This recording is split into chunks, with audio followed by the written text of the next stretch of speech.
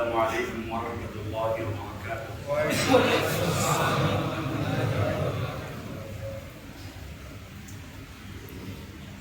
الحمد لله نحمده ونستعينه ونستغفره ونؤمن به ونتوكل عليه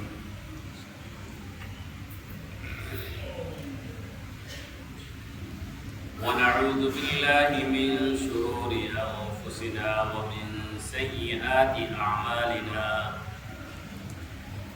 من يهده الله فلا مضل له ومن يضلله فلا هادي له. وأشهد أن لا إله إلا الله وحده لا شريك له. وأشهد أن سيدنا ونبينا وشفيعنا وحبيبنا وحبيب ربنا ومولانا ومولانا محمدا عبده ورسوله أرسله إلى كافة الناس بشيرا ونذيرا وداعيا إلى الله بإذنه وسراجا منيرا. أما بعد فأعوذ بالله من الشيطان الرجيم. بسم الله الرحمن الرحيم.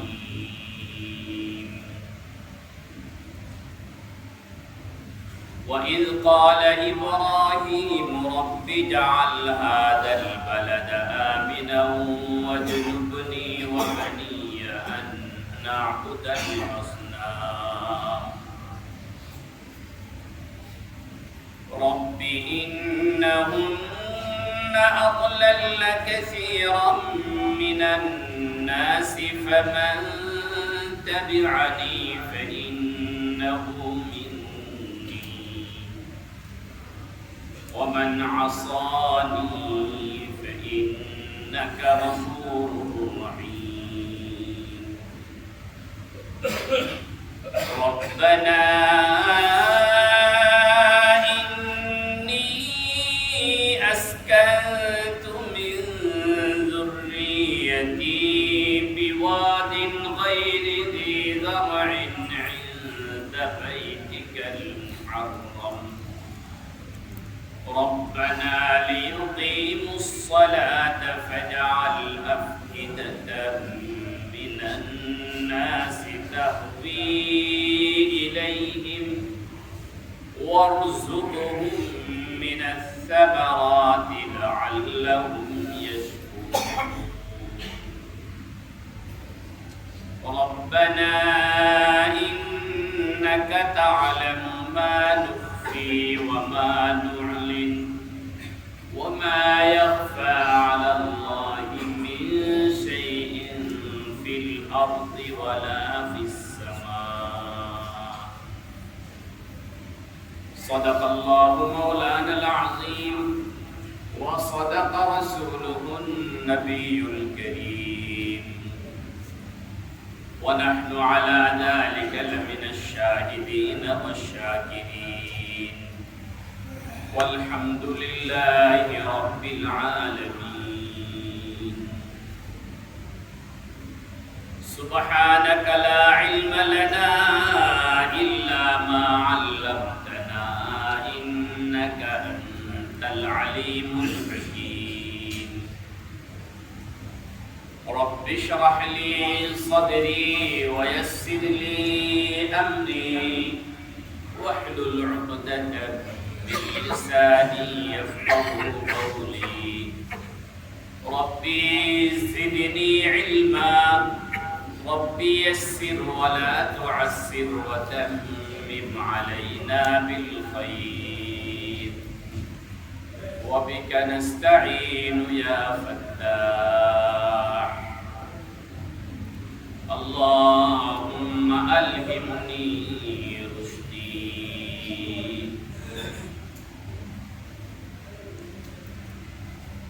সকলেই রহমতুল লিল আলামিনের শানে কয়েক মর্তবা দুরূদ ইব্রাহিমী পড়ি। আল্লাহুম্মা সাল্লি আলা মুহাম্মাদিন ওয়া আলা আলি মুহাম্মাদ কামা সাল্লাইতা আলা ইব্রাহিম ওয়া আলা আলি ইব্রাহিম ইন্নাকা হামিদুম মাজিদ।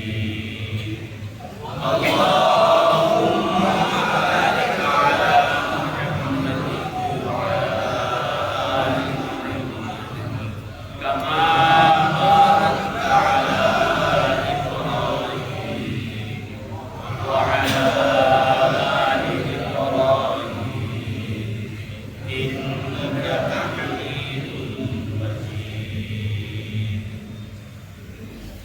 اللهم صل وسلم وبارك عليه। আলহামদুলিল্লাহ, আল্লাহ রাব্বুল আলামিনের দরবারে অসংখ্য অগণিত শুকরিয়া যে আল্লাহ রাব্বুল আলামিন আমাদেরকে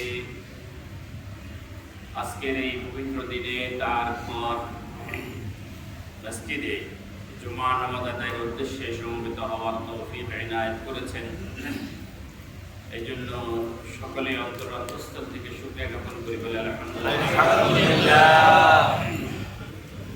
অসংখ্য অগণিত দুরূদ এবং সালামের হাদিয়া পেশ করছি প্যারা নবী সাইয়্যিদুল মুরসালিন সাইয়্যিদুল কাউনাইন ওয়াস সাকালাইন নবী মুহাম্মদুর রাসূলুল্লাহ সাল্লাল্লাহু আলাইহি ওয়াসাল্লাম।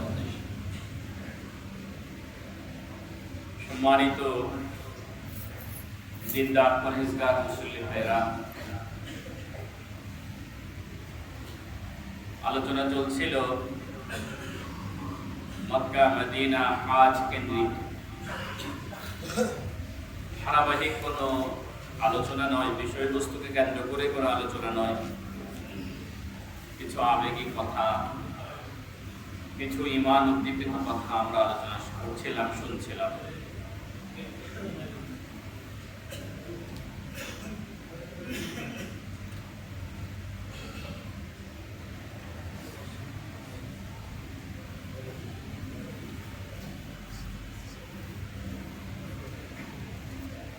আজকে এই প্রসঙ্গে যে কথাটি বলতে চাই, পুরাতন কথা একটু নতুন আঙ্গিকে বলবো।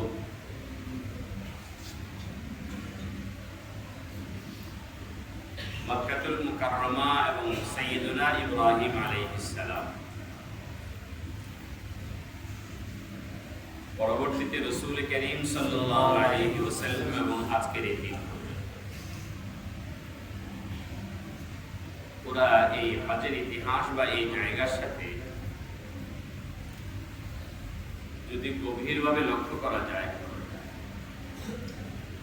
তাহলে দেখা যাবে যে এই জায়গাগুলোতে সবচেয়ে বেশি যে আমলটা হয় সেটা হলো দোয়ার আমল।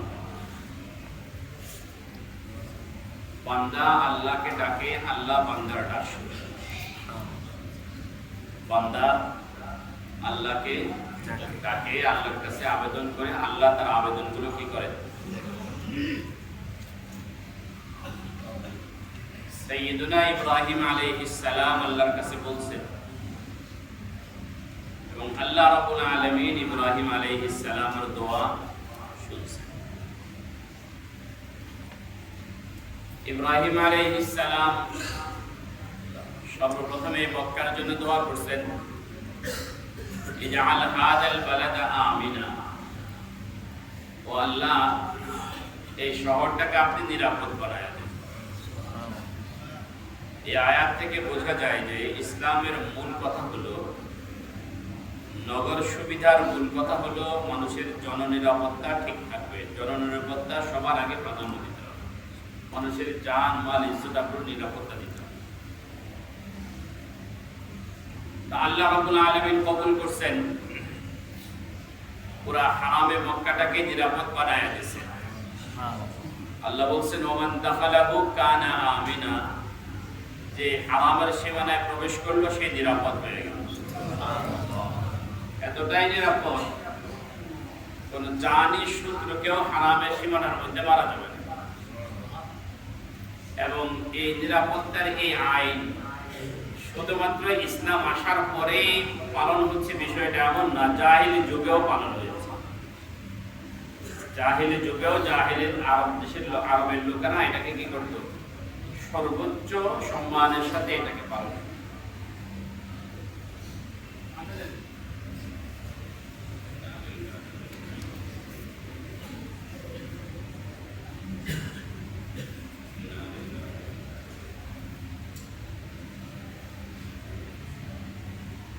তাহলে মসজিদে হারামের সীমানা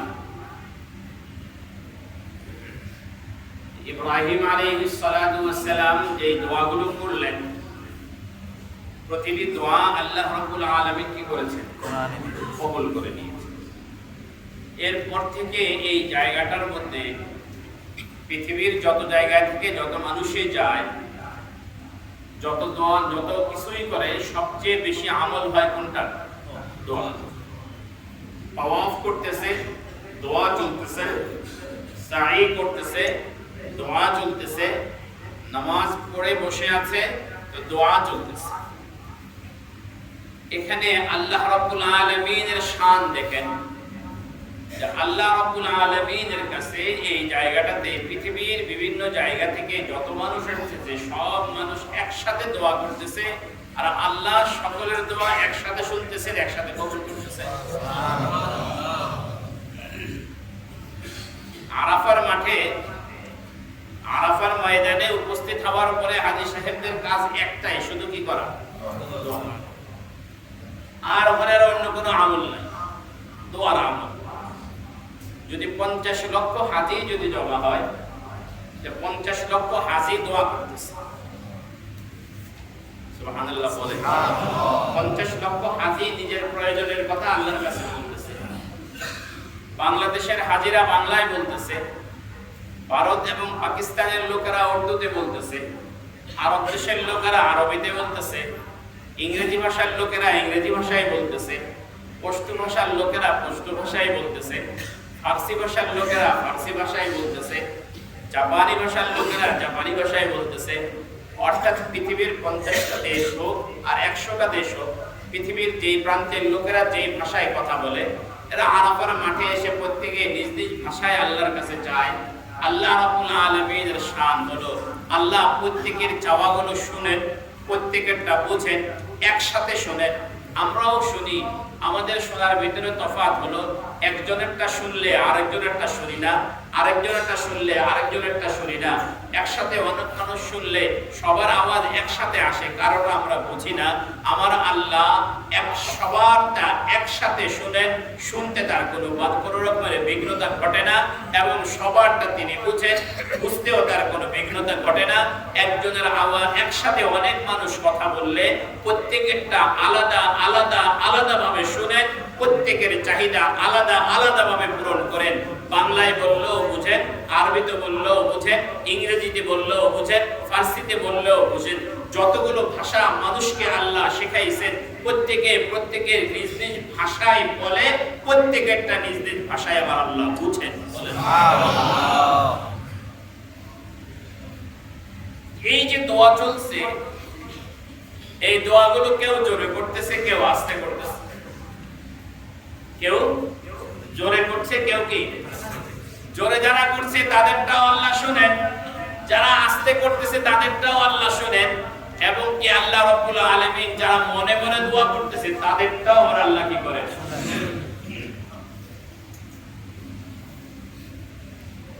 এখন আপনি যখন বাইতুল্লাহ চলে গেলেন, বাইতুল্লাহর ওই জায়গায় দাঁড়িয়ে যতগুলো দোয়া করবেন, যদি এই কথাটুকু খেয়াল থাকে যে আমি যেভাবে দোয়া করি না কেন, আমার আল্লাহ আমার দোয়াগুলো কি করেন, শুনেন।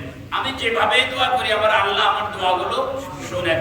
বরং তো আল্লাহ রাব্বুল আলামিন আমার মনে মনে কল্পনার মধ্যে যে দোয়াগুলো চলে সেগুলো আমার আল্লাহ শুনেন। একটা ঘটনা শোনাই। এক সাহাবী রাসূল কারীম সাল্লাল্লাহু আলাইহি ওয়াসাল্লামের কাছে আসলো, এসে ওনার বাবার নামে বিচার দিল।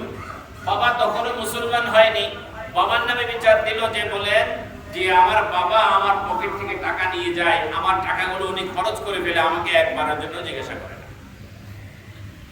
রাসূল করিম সাল্লাল্লাহু আলাইহি ওয়াসাল্লাম ওনার বাবাকে ডাকলেন, বাবাকে ডাকার জন্য লোক পাঠালেন।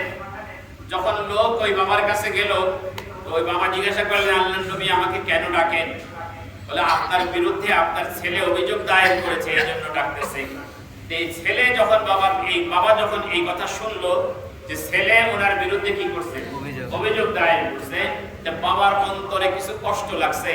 এই কষ্টগুলো কবিতার রূপ ধারণ করছে অন্তরে অন্তরে, মুখে আসে নাই। কবিতাগুলো কি, কষ্টগুলো কবিতার রূপ নিছে, কবিতাগুলো অন্তরে অন্তরে ছিল, এখনো জবানে উচ্চারণ করেন নাই। তো ওই লোক যখন নবীজির কাছে আসছে, ওই লোক আসার আগে জিবরাইল আমিন নবীজির কাছে হাজির। নবীজিকে এসে বললেন, ইয়া রাসূলুল্লাহ, ওই বাবা যখন আসবে, ওই বাবার কাছ থেকে বাবার কবিতাগুলো শুনবেন। বাবার কাছ থেকে বাবার কি করবেন, কবিতাগুলো শুনবেন। তবে বাবা আসলেন, আসার পরে নবীজির সাথে কথা বললো। কথা বলার পরে নবীজি প্রথমে বললেন, তোমার পরে অভিযোগ শুনবো, আগে কবিতাগুলো শোনাও। বলে, আগে কি করো, কবিতাগুলো শোনাও।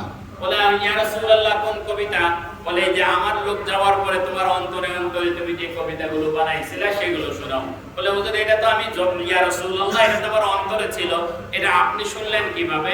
বলে, অন্তরের খবর যিনি রাখেন তিনি আমাকে জানায় দিয়েছেন। বলে, সাথে সাথে বলে, আশহাদু আন্নাকা রাসূলুল্লাহ, আমি সাক্ষী দিচ্ছি আপনি অবশ্যই সত্য।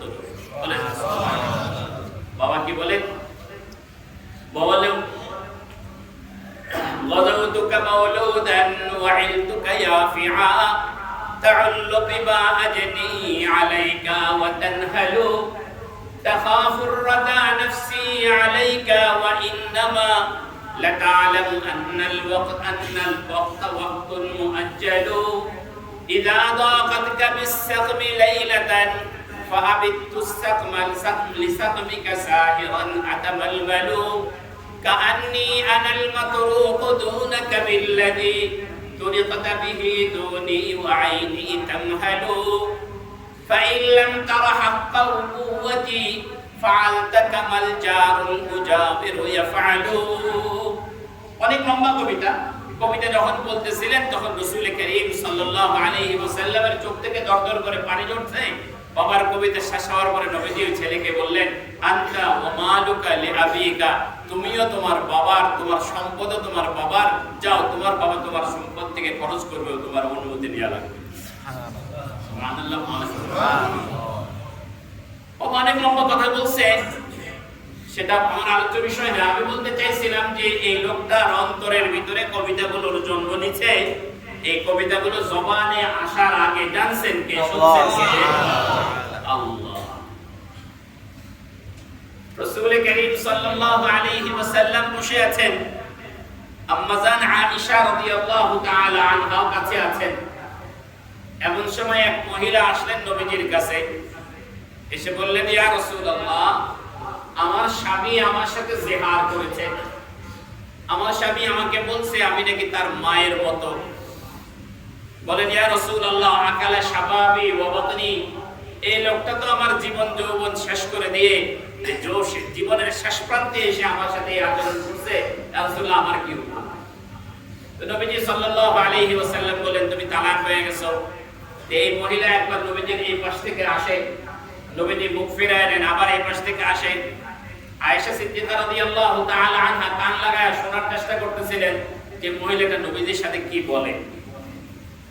আয়েশা বলেন যে হযরত খাওলা নবীজির সাথে কি বলতেছেন এটা আমি শুনতে পাই নাই, কিন্তু খাওলার কথা শেষ হওয়ার আগে আরশে আজিম থেকে আবার আল্লাহ শুনে ফেলছেন। বলেন না সুবহানাল্লাহ। আল্লাহ হযরত জিবরাইলকে আয়াত দিয়ে পাঠাইলেন, কদ সামিআ আল্লাহু কাওলাল্লাতী তুজাদিলুকা ফি যাওজিহা ওয়া তাশতাকি ইলাল্লাহ ওয়াল্লাহু ইয়াসমাউ তাহাবুরাকুমা।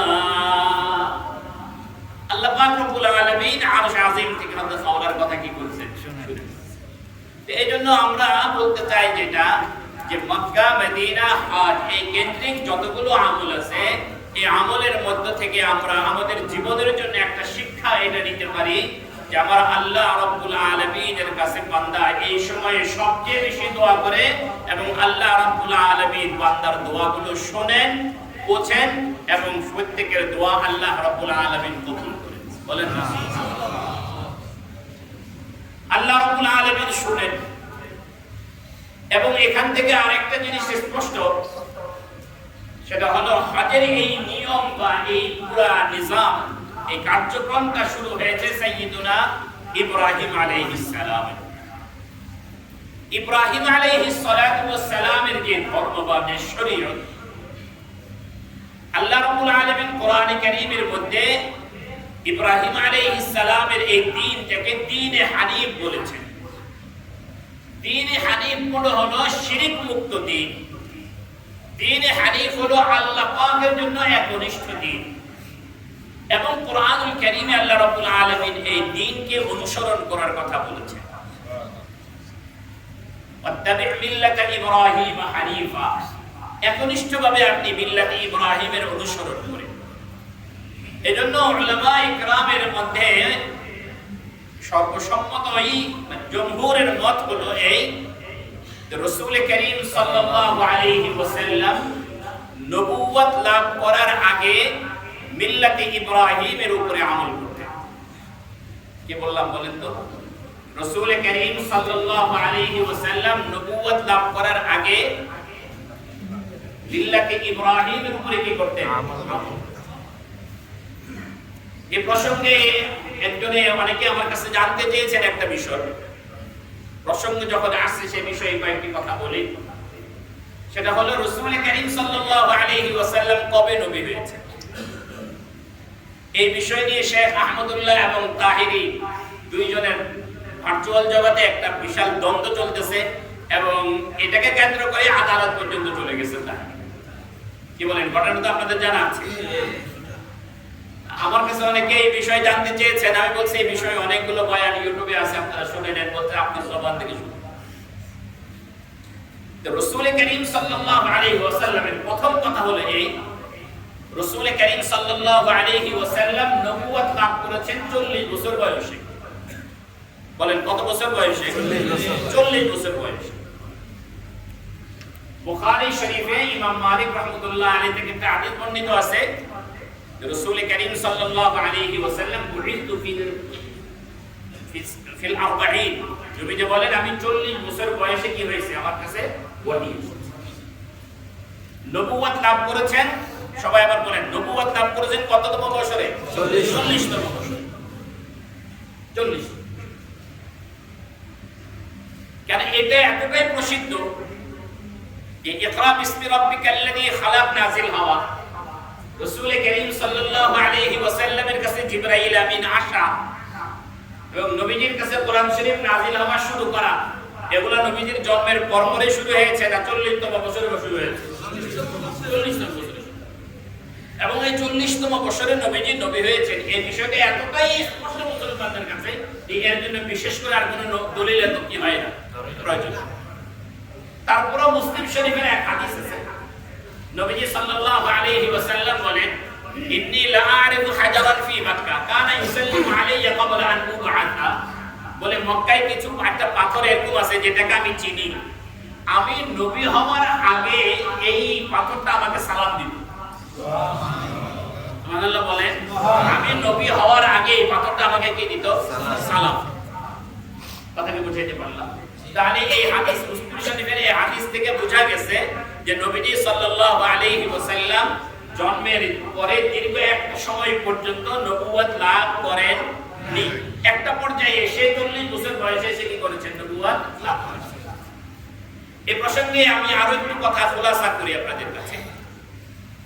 সেটা হলো রাসূল করিম সাল্লাল্লাহু আলাইহি ওয়াসাল্লামের হায়াত 63 বছরের হায়াত 3 ভাগে বিভক্ত।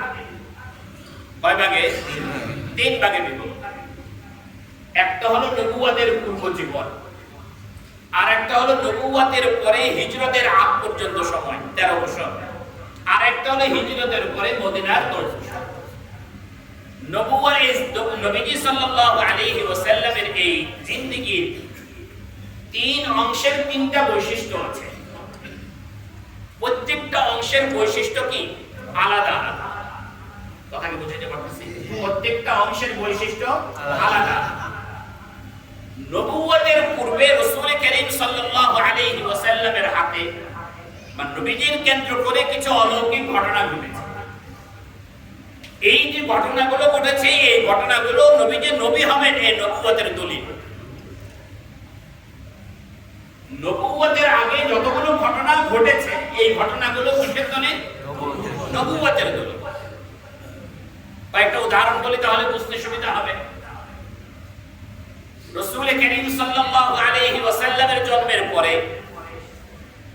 নবীজি সাল্লাল্লাহু আলাইহি ওয়াসাল্লামকে দুধ পান করানোর জন্য মা হালিমাতুস সাদিয়া রাদিয়াল্লাহু তাআলা আনহা নিয়ে গেলেন।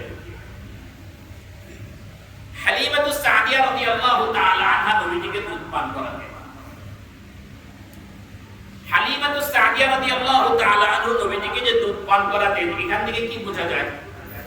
হালিমাতুস সাদিয়ার কোনো সন্তান ছিল না, এটা বোঝা যায় নাকি কার কাছে সন্তান ছিল? সন্তান না থাকলে কোন নারীর স্তরে দুধ আসে না। হালিমাতুস সাদিয়ার একটা সন্তান আছে, তাহলে একসাথে হালিমাতুস সাদিয়া কয়জনকে দুধ পান করাবে? নবীজি সাল্লাল্লাহু আলাইহি ওয়াসাল্লাম সব অবস্থায় দুধ পান কালীন সময়ে হালিমাতুস সাদিয়া শুধু ডান পাশের স্তন থেকে পান করতেন, কখনোই বাম পাশের স্তন থেকে পান করেন।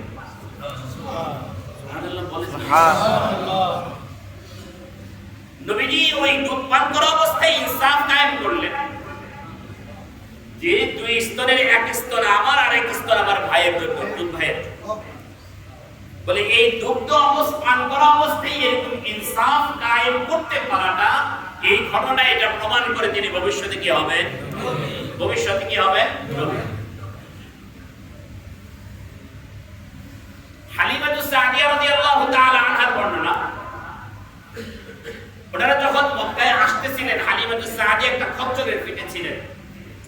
খচ্চরটা এতটাই দুর্বল ছিল, ওনার সাথে আরো যারা তায়েফ থেকে আসছিল ওনাদের মধ্যে অনেক বাজে বাজে পিছনে পড়ে যেতেন। ওনার সঙ্গীরা বলতো, এই তুমি পিছনে পড়ে যাচ্ছ, ওনারা থামতো। হালিমাতুস সাদিয়া আবার আসতেন, আবার সামনে চলতেন।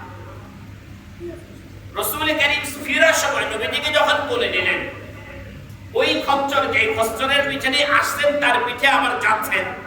নবীজিকে কোলে নিয়ে খচ্চরের পিঠে চড়ার পরে খচ্চরটা এবার আসার সময় পিছে পড়ছে, এবার সবাইকে অগ্রগামী হয়ে চলে যাচ্ছে। সুবহানাল্লাহ।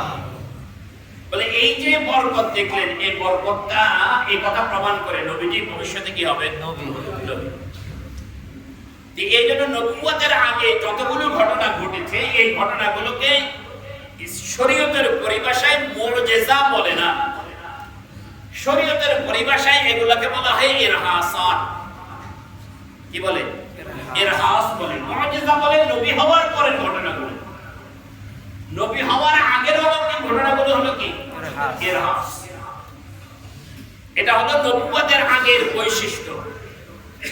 যদি নবীজি সাল্লাল্লাহু আলাইহি ওয়াসাল্লাম যদি 40 এর আগেই যদি নবী হয়ে থাকেন, তাহলে এই ঘটনাগুলো কি হয়ে যাবে? তখন মুজিজা হয়ে যাবে। অথচ ইসলাম শরীয়তের পরিভাষায় এগুলোকে মুজিজা বলে না, বলে হয় কি? ইরহাস। রাসূল করিম সাল্লাল্লাহু আলাইহি ওয়াসাল্লাম মক্কায় 40টা বছর এমন ভাবে জীবন যাপন করলেন যে মক্কার লোকেরা তাকে মহা বিশ্বের সবচেয়ে বড় সত্যবাদী আখ্যায়িত করল, উপাধি দিল। এরপরে নবীজি সাল্লাল্লাহু আলাইহি ওয়াসাল্লাম উম্মতের সামনে নবী হওয়ার প্রকাশ করলেন। আল্লাহ পাক রব্বুল আলামিন তাকে নবী হিসেবে ঘোষণা করলেন 40 বছর বয়সে এসে। 40 বছর বয়সে এসে যখন নবীজি সাল্লাল্লাহু আলাইহি ওয়াসাল্লাম নবী হিসেবে প্রকাশ করলেন, এই মক্কার লোকেরা বিরোধিতা শুরু। শুধু বিরোধিতাই নয়, এক পর্যায়ে মৌখিক কথায় যখন কাজ হয়নি, তখন নবীজির শরীরের উপরেও তারা কি তুলল? হাত তুলল। দুর্বল সাহাবী যারা, কয়েকজন যারা ঈমান আনছেন, তাদের উপরেও তারা নির্যাতন চালাইল। বলে নির্যাতনের মাত্রা এরকম ছিল যে একজন নারী ইসলাম গ্রহণ করছেন, নাম হলো সুমাইয়া। আবু জাহেল তার লজ্জাস্থানে বর্ষা মেরে তাকে শহীদ করে দিয়েছে। নির্যাতনের পরিমাণ এরকম ছিল, রাসূল করিম সাল্লাল্লাহু আলাইহি ওয়াসাল্লাম মক্কার বাজারে আছেন। আবু জেহেল একটা চাদর এনে নবীজির গলার মধ্যে পেঁচাইয়া টান দেওয়া শুরু করলো। নবীজি নামাজ পড়তেছেন, সিজদায় গেলেন। আবু জেহেলের কোম্পানি এনে একটা উটির ঘুড়ি এনে নবীজির কাঁধের উপরে চাপায়া দিল। বলে এরকম নির্যাতন চলতেছে। নবীজি সাল্লাল্লাহু আলাইহি ওয়াসাল্লাম আল্লাহর তরফ থেকে এটার প্রতিবাদ করার অনুমতি পান নাই বিধায় মক্কার 13টা বছর কি করছেন? শুধু নির্যাতন কি করছেন? পৃথিবীবাসীকে এটা বুঝাইছেন যে মুহাম্মদুর রাসূলুল্লাহর আগমন পৃথিবীতে প্রতিশোধ গ্রহণ করার জন্য। কিন্তু একটা পর্যায়ে যখন নির্যাতনের মাত্রা যখন ছাড়িয়ে গেল, আল্লাহ রাব্বুল আলামিন বললেন এবার আপনি মক্কা ছেড়ে মদিনায় চলে যান। মদিনায় যাওয়ার পরে এবার আল্লাহ পাক রব্বুল আলামিন ভিন্ন হুকুম দিলেন যে ইসলামকে পৃথিবীতে প্রতিষ্ঠা করতে হবে। প্রতিষ্ঠার পথে যারা অন্তরায়, যারা পৃথিবীতে সন্ত্রাস তৈরি করছে, এই সন্ত্রাসকে দমন করার জন্য আল্লাহর তরফ থেকে জিহাদের ঘোষণা আসে। এই তিন জামাতিন জীবনের তিনটা বৈশিষ্ট্য। আমার মূল কথা হলো এই, রাসূল করিম সাল্লাল্লাহু আলাইহি ওয়াসাল্লাম নবুয়ত লাভ করেছেন কবে? 40 এর আগে তিনি নবুয়তের জিম্মাদারি লাভ করেন নাই। কিন্তু তাহেরি যে হাদিস দিয়ে আহমদুল্লাহ সাহেবের বিরোধিতা করছে, সেই হাদিসটা কি হবে? ওই হাদিসে হযরত আবু হুরায়রা রাদিয়াল্লাহু আনহু নবীজিকে জিজ্ঞাসা করলেন, মাতা ওয়াজাবাত লাকান নবুওয়াত, ইয়া রাসূলুল্লাহ, আপনার জন্য নবুয়ত কখন ওয়াজিব হয়েছে, কখন সাব্যস্ত হয়েছে? তো নবীজি বললেন, কুনতু নাবিয়্যান ওয়া আদামু বাইনাল মাই ওয়াত তিন, আমি ওই সময় নবী ছিলাম যখন আদম আলাইহিস সালামের কাহিনী শুরু হয়নি। মানে আদম আলাইহিস সালামের জন্মেরও আগে আমি কি ছিলাম? ভালো করে বুঝেন, কিছু জটিল কথা বলবো বোঝার জন্য। তাহলে এই হাদিসে নবীজি কি বললেন? নবীজি 40 এ নবী হয়েছেন না জন্মের আগেও নবী? এখানে তাহিরি যে ভুলটা করছে সেটা হলো ওয়াজাবাত এর তরজমা করতে ভুল করছে। মাতা ওয়াজাবাত লাকান নবুওয়া, এটা তরজমা যদি করা হয় আপনি কবে নবী হয়েছেন, তাহলে তরজমা ভুল। যদি বলা হয় আপনার জন্য নবুয়ত কখন সাব্যস্ত হয়েছে, তাহলে তরজমা ঠিক। একটা হলো নবী হওয়া, আর একটা হলো নবী সাব্যস্ত হওয়া। বিষয়টা বোঝার জন্য আমি ছোট্ট একটা উদাহরণ বলি। মনে করেন আপনি আপনার মহল্লায়, আপনার গ্রামে একটা নতুন করে মসজিদ করলেন। আপনি ঢাকা শহরে থাকেন, গ্রামে একটা মসজিদ করলেন। গ্রামের মসজিদটা এখন পরিচালনা করা লাগবে সুষ্ঠুভাবে। আপনি আপনার বাবাকে দায়িত্ব দিলেন, বাবা আমি তো গ্রামে থাকি না, আপনি গ্রামে থাকেন, কাকে কাকে নিয়ে মসজিদের একটা কমিটি করা যায় আপনি আমাকে একটা লিস্ট দেন, এবং কাকে কি দায়িত্ব দেওয়া যায় আপনি কি করেন আমাকে একটা লিস্ট দেন। তা আপনার বাবা 13 জনের একটা লিস্টই আপনাকে দিল, এবং প্রত্যেকের নামের পাশে কার কি পদবি হবে এটা লিখলো। এখন যার নামের পাশে সভাপতির পদবিটা লিখলো, তিনি তো সভাপতি হয়ে গেছেন না? অন্যায়। যার নামের পাশে সেক্রেটারির পদবি লিখছেন, উনি তো সেক্রেটারি হয়ে গেছেন। বাকি কথা হলো যখন এই কমিটি ঘোষণা হবে এবং দায়িত্ব দেয়া হবে, তখন তিনি কি হবেন? সভাপতি হবেন। এই যে লিস্টি করলো, ওনাকে সভাপতি হিসাবে গ্রহণ দেওয়ার সিদ্ধান্ত গৃহীত। মাতা ওয়াজাবাত লাকান নবুওয়া, এই হাদিসে নবীজি বলছেন আমাকে নবুয়ত দেওয়ার সিদ্ধান্ত হয়েছে আদম আলাইহিস সালামের জন্মের আগে। আমি নবী হইছি 40 বছর বয়সে, বাকি আমার নবুয়তের সিদ্ধান্ত হয়েছে আদম আলাইহিস সালামের কি জন্মের আগে। আমি এই কথাটা বোঝার জন্য আমি কুরআন শরীফ থেকে আরো কয়েকটা উদাহরণ আপনাদেরকে বলি। সাইয়্যিদুনা মারইয়াম আলা নবিয়িনা আলাইহিস সালাতু ওয়াস সালাম, মারইয়াম আলাইহিস সালাম গোসল করার জন্য উনি এক জায়গায় বেতলেহেমে আসলেন। সেখানে হযরত জিবরিল আমিন এসে উপস্থিত, একজন পুরুষের আকৃতি। মারইয়াম আলাইহিস সালাম পিছনের দিকে সরে গেলেন, বললেন ইন্নী আউযু বির রহমানি মিনকা ইন কুনতা তাকিয়া, তুমি যদি ভালো মানুষ হয় তবে তোমার রহমানের কাছে তোমার অনিষ্ট থেকে আশ্রয় চাচ্ছি। জিবরিল আমিন বললেন আমার কোনো তোমার প্রতি খাহেশ নাই, আল্লাহর হুকুমে আসছে তোমাকে একটা সন্তান দিতে চাই।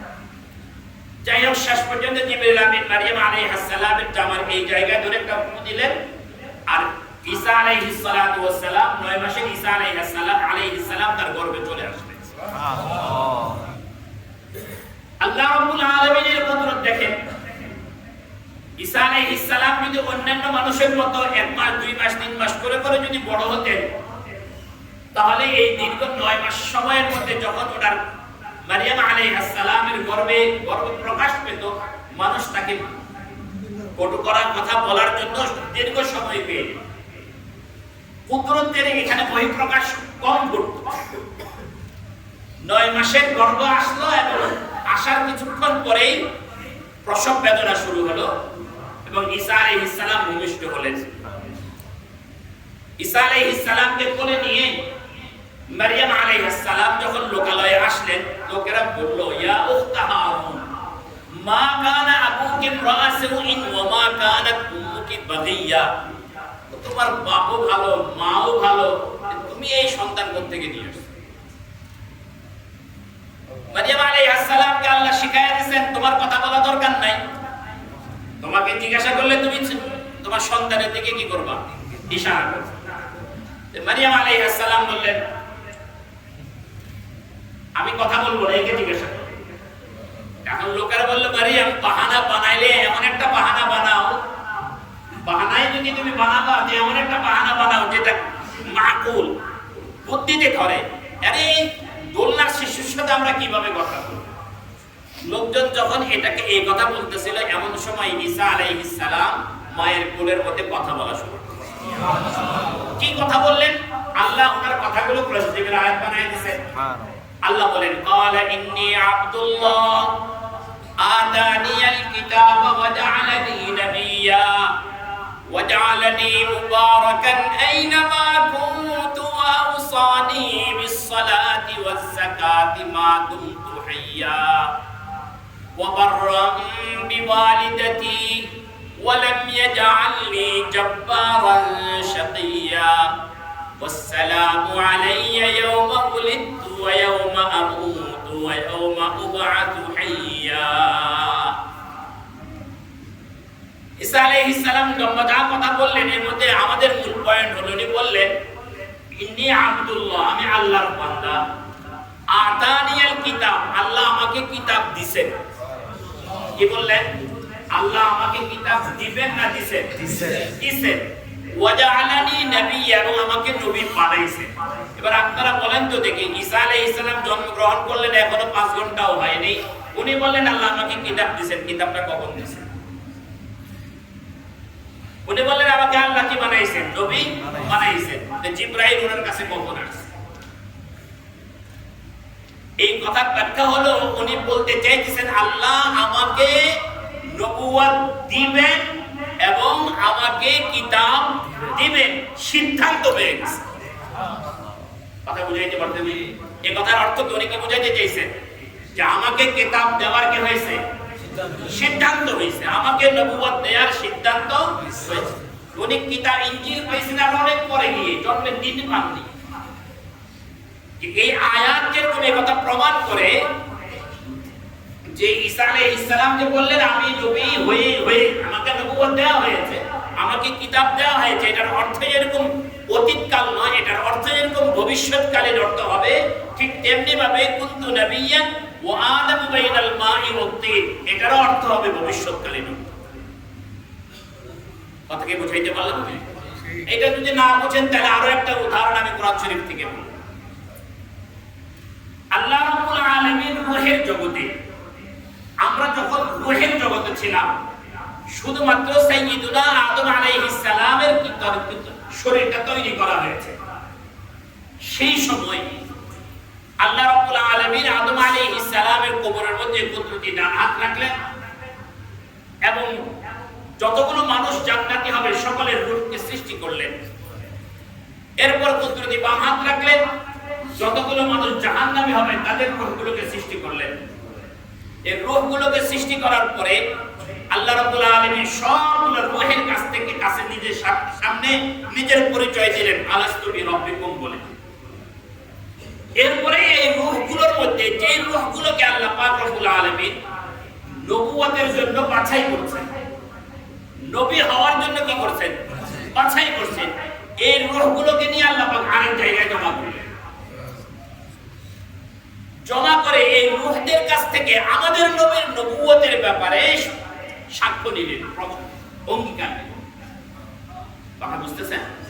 কার নবুয়তের ব্যাপারে? এখন বলেন তো দেখি, এই রূহের জগতে কে কে নবী হয়ে গেছেন? এখন শুধুমাত্র কার বডি তৈরি হয়েছে? আদম আলাইহিস সালামের বডি তৈরি হয়েছে। নূহ আলাইহিস সালামের বডি এখনো, ইব্রাহিম আলাইহিস সালামের শরীর এখনো, কোন নবী, সোয়ালক্ষ নবীর কোন নবীর কি হয়নি? শরীর তৈরি হয়নি, শুধুমাত্র রূহ তৈরি হয়েছে। আল্লাহ পাক যখন অঙ্গীকার নিচ্ছেন তার বিবরণ কোরআন শরীফে দিতে গিয়ে আল্লাহ বলেন, ওয়াইন আখাযাল্লাহু মিসাকান নাবিয়িনা, স্মরণ করো ওই সময়ের কথা যখন আল্লাহ নবীদের কাছ থেকে অঙ্গীকার নিলেন। সুবহানাল্লাহ বলেন। অঙ্গীকার কাদের কাছ থেকে নিছেন? তখন কি তারা সবাই নবী হয়ে গেছেন? তা আল্লাহ যে বললেন নবীদের থেকে অঙ্গীকার নিছেন, তার মানে হলো যাদের কাছ থেকে অঙ্গীকার নিয়েছেন তারা পৃথিবীতে আসার পরে কি হবেন? নবী হবেন, সিদ্ধান্ত ছিল।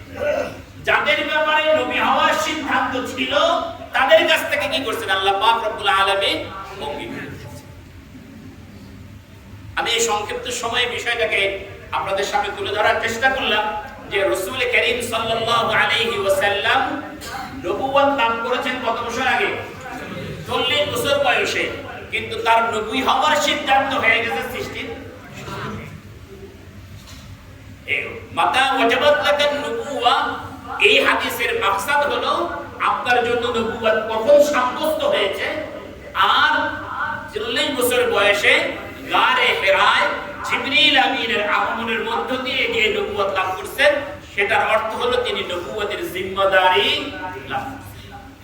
যদি আপাতত কিছু সময়ের জন্য যদি আমি বলি তাহেরির কথা ঠিক আছে, নবীজি নবী হয়ে জন্মগ্রহণ করছেন, তাহলে আল্লাহ কোরআন শরীফের মধ্যে বলেন আমি নবীদেরকে এই জন্য নবী বানাই যাতে উম্মত তার অনুসরণ করে। আমি নবীদেরকে এই জন্য নবী বানাই যাতে মানুষ কি করে? তাদের। তাহলে 40 বছর আগে নবীজি সাল্লাল্লাহু আলাইহি ওয়াসাল্লাম যে সকল কর্মকাণ্ড করেছেন ওই কর্মকাণ্ডগুলোকে আমাদের জন্য অনুসরণীয় কিনা? কথা বুঝাইতে পারে? আমার কথা বুঝছেন? নবীজি, আমরা বলছি নবীজি 40 বছর বয়সে কি করছেন? নবী হয়েছেন। আর যদি তাহেরের কথা অনুসারে যদি কি হয়, নবীজি জন্মগ্রহণ করেছেন নবী নবুয়তের জিম্মাদারি নিয়ে, তাহলে নবী হওয়ার 40-এর আগে নবীজির জিন্দেগীর যতগুলো আমল আছে এই আমলগুলো উম্মতের জন্য অনুসরণীয়। উম্মতের উলামায়ে কেরামের ঐক্যবদ্ধ সিদ্ধান্ত হলো 40-এর আগের কোনো আমল পালন করা উম্মতের জন্য আবশ্যকীয় নয়। 40-এর আগের কোনো আমল দ্বারা না ফরজ সাব্যস্ত হবে, না ওয়াজিব সাব্যস্ত হবে, না সুন্নতে মুআক্কাদা সাব্যস্ত হবে, না মুস্তাহাব সাব্যস্ত হবে, কোনটাই সাব্যস্ত হবে না। সুতরাং বিষয়টাকে বোঝা দরকার, জ্ঞান আরো বেশি একটু পড়ালেখা করা দরকার, আরো একটু বেশি জ্ঞান চর্চা করা দরকার। তবে ইনশাআল্লাহ এই জাতীয় ভ্রান্তি থেকে আমরা বেঁচে থাকতে পারবো। আল্লাহ রাব্বুল আলামিন আমাদেরকে বোঝার, আমল করার তৌফিক নসিব করেন। সকলে বলি আমিন।